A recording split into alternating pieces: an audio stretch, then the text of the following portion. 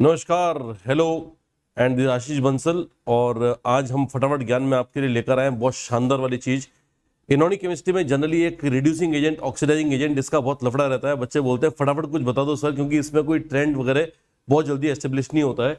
पर there is one alkali metals and these are halogens. ये एकदम अपोजिट हैं। वो दिन है तो ये रात है, और ऑफकोर्स ये अगर दिन है तो वो रात है, क्योंकि वो है इलेक्ट्रॉन छोड़ने वाले। बात बात पे इलेक्ट्रॉन छोड़ते हैं और इनको दुनिया से इलेक्ट्रॉन छीनने के अलावा कुछ करना नहीं है।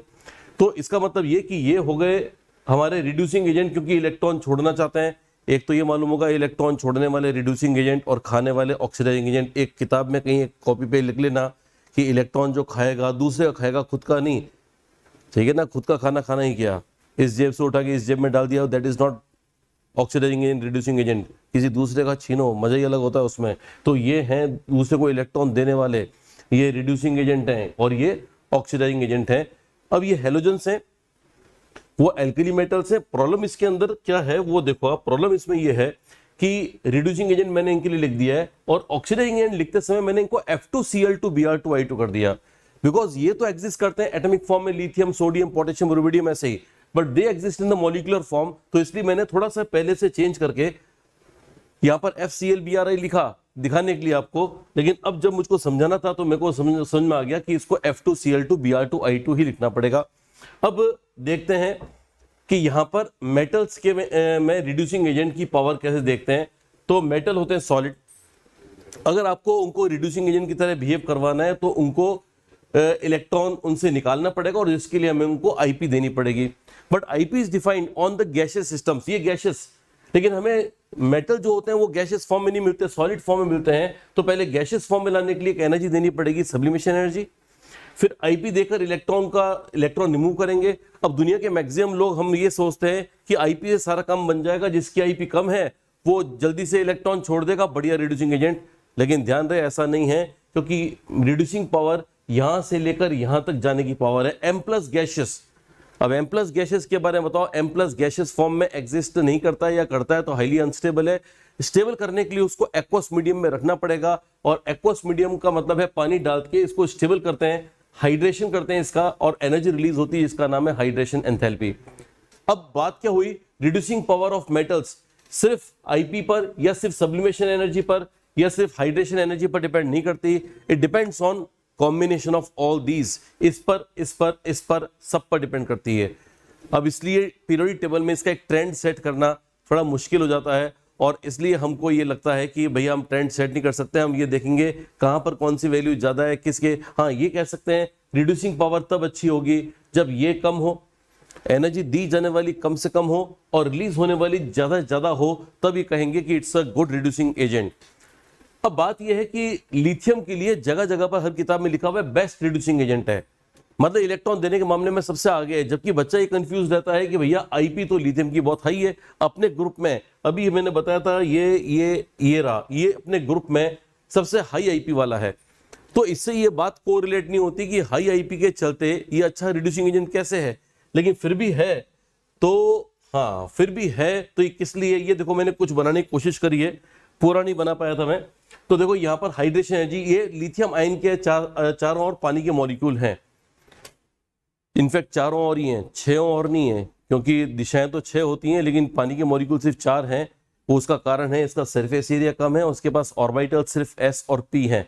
इस कारण से पानी के मात्र 4 मॉलिक्यूल इकट्ठे हो पाएंगे। तो इसका मतलब क्वांटिटी वाइज पानी के मॉलिक्यूल इतने ज्यादा इकट्ठे नहीं हो पा रहे हैं। सोडियम आयन, पोटेशियम आयन तो और बड़े बड़े हैं, पानी के मॉलिक्यूल ज्यादा आ सकते हैं। लेकिन दुनिया भर की किताबों में एक और कॉन्ट्राडिक्टरी चीज लिखी हुई है कि भैया लिथियम आयन का हाइड्रेशन ज्यादा होता है, मतलब लिथियम आयन को पानी के मॉलिक्यूल ज्यादा अट्रैक्ट करते हैं या ज्यादा सराउंड करते हैं। जो ज्यादा स्पेस तो है नहीं, सराउंड कहां से करेंगे। तो अब यहां पर आता है सेकेंडरी क्राइटेरिया कि सेकेंडरी यहां पर और भी पानी के मॉलिक्यूल्स इकट्ठे हो सकते हैं, OHH,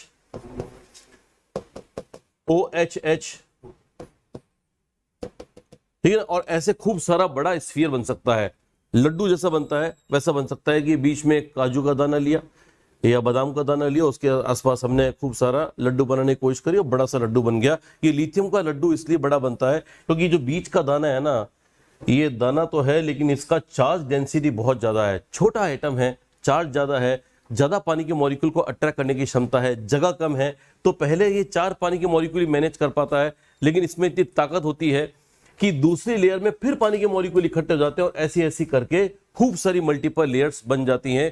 तो आज के बाद क्या ध्यान रखोगे, lithium is the best reducing agent, क्योंकि इसमें ताकत है पानी पीने की। छोटा सा बच्चा है, पानी खूब सारा पी लेता है, लगता है कहां से ताकत आई है, ताकत आई है इसकी चार्ज डेंसिटी। तो लिथियम, छोटा सा बच्चा, चार्ज डेंसिटी ज्यादा, पानी पीने की ताकत ज्यादा, इस कारण से इसका रिड्यूसिंग पावर सबसे ज्यादा है। पूरी पीरियोडिक टेबल में बादशाह बना हुआ है रिड्यूसिंग एजेंट के नाम पर। तो रिड्यूसिंग एजेंट के फॉर्म में याद कर लोगे, lithium is the best reducing agent. आप बोलोगे सर लिथियम तो बता दिया, बाकी सारे बताओ, बाकी सारे मुझको भी नहीं मालूम, और मालूम है तो आपको ये मालूम हो सकते हैं, इलेक्ट्रोकेमिकल सीरीज देखने की जरूरत पड़ेगी। बिकॉज मैंने पहले ही कह दिया, मैं पहले से अपना बचाव कर लिया ये कहकर कि भैया ये तो एक कॉम्प्लेक्स प्रॉपर्टी है, सब्लिमेशन एनर्जी, आईपी और हाइड्रेशन एनर्जी तीन बातों पर डिपेंड कर रही है, और 3 बातों का स्ट्रीमलाइंड वेरिएशन पीरियोडिक टेबल में देखने को नहीं मिला है। इसलिए माफ करना, इसका पीरियोडिक ट्रेंड अपने को साधारण नहीं मिलेगा, जिगजैग मिलेगा। लेकिन हाँ, जो मैक्सिमम है, जो बादशाह है, उसको हम बात कर सकते हैं कि लिथियम बादशाह है भैया, क्योंकि इसका हाइड्रेशन बहुत ज्यादा है, और क्यों ज्यादा है वो मैंने आपको बता दिया है। अब बात करते हैं ऑक्सीडाइजिंग पावर की।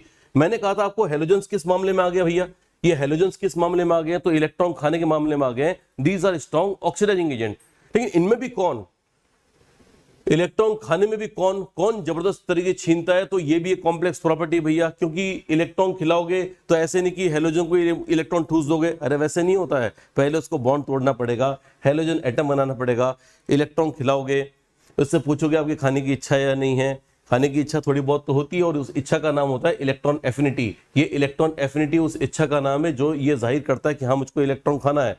एक तो बॉन्ड तोड़ने में जो एनर्जी दी वो काम आ गई, जो एनर्जी रिलीज हुई वो एफिनिटी है, और लास्ट में वापस गैशियस आयन एग्जिस्ट नहीं करते बेटा, तो उनको एग्जिस्ट करवाने के लिए हमें पानी पिलाना पड़ेगा। ये पानी तो लास्ट में सबको पिलाना ही पड़ता है ना, तो आयन हो या ह्यूमन बींग्स हो, पानी के बिना जिंदा नहीं रह पाते, NH2O देना पड़ेगा, X माइनस एक्वस बनेगा, हाइड्रेशन एनर्जी रिलीज होगी। अब बताओ यहाँ पर ऑक्सीडाइजिंग पावर किस किस पर डिपेंड कर रही है, बॉन्ड एनर्जी पर, EA पर और हाइड्रेशन एनर्जी पर। ये भी कॉम्प्लेक्स बिहेवियर, ये भी कॉम्प्लेक्स बिहेवियर।